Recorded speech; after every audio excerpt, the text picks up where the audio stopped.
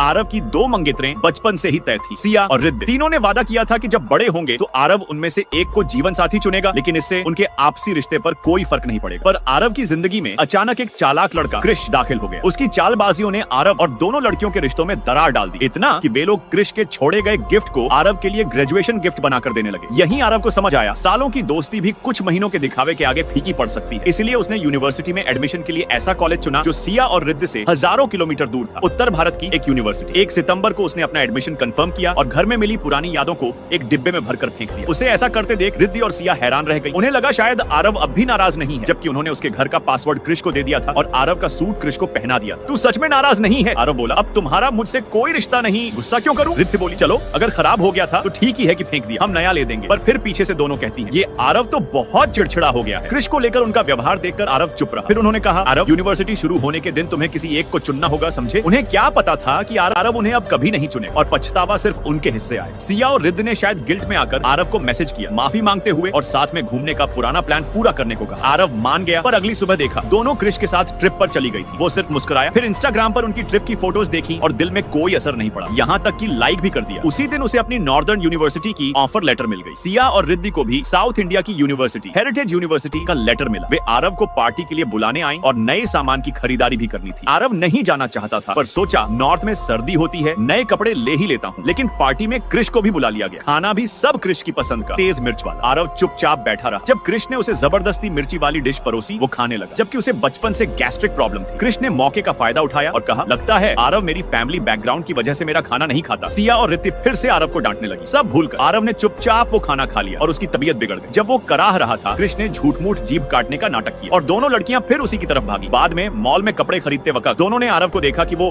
Winter कपड़े खरीद रहा है। रिद्धि बोली, हेरिटेज यूनिवर्सिटी तो गर्म जगह पर है, ठंडी कपड़े क्यों ले रहे हो? आरव ने जवाब दिया, क्योंकि मैं जा रहा हूँ नॉर्थ इंडिया। सिया, क्या मतलब, ट्रिप पर? आरव, नहीं, पढ़ने। दोनों को अब तक अंदाजा नहीं था कि आरव ने उनकी यूनिवर्सिटी की जगह हजारों मील दूर की जगह चुन ली। अब उन्होंने आरव से रिक्वेस्ट की, आरव हमारे साथ ही रहो ना, हमारे घरों में बहुत जगह है, मेरे घर के पास की कॉलोनी अब सेफ नहीं है। आरव ने जवाब दिया। दोनों लड़कियों ने उसे अपने अपने घर बुला लिया। एक ने कहा, मेरे घर में तुम्हारे फेवरेट स्नैक्स रखे हैं। दूसरी बोली, मेरे घर का हॉट स्प्रिंग बहुत रिलैक्सिंग है। आरव मुस्कुराया, तुम दोनों मेरी अब तक की सबसे अच्छी दोस्त रही हो। Scene change, graduation party. ये पार्टी खास है, हम सब की विदाई और क्लास मॉनिटर आरव को सलाम। क्लास के स्टूडेंट्स ने एक एक करके आरव को थैंक्स कहा। किसी ने कहा, आरव तू तो हमारी शान है, एकलौता जो कॉर्नेल यूनिवर्सिटी में पहुंचा। पर किसी ने उसे टोक दिया, तू तो कहता था हेरिटेज यूनिवर्सिटी जाओगे। आरव मुस्कुराया, वो तब की बात थी, अब वक्त बदल गया है। Scene and.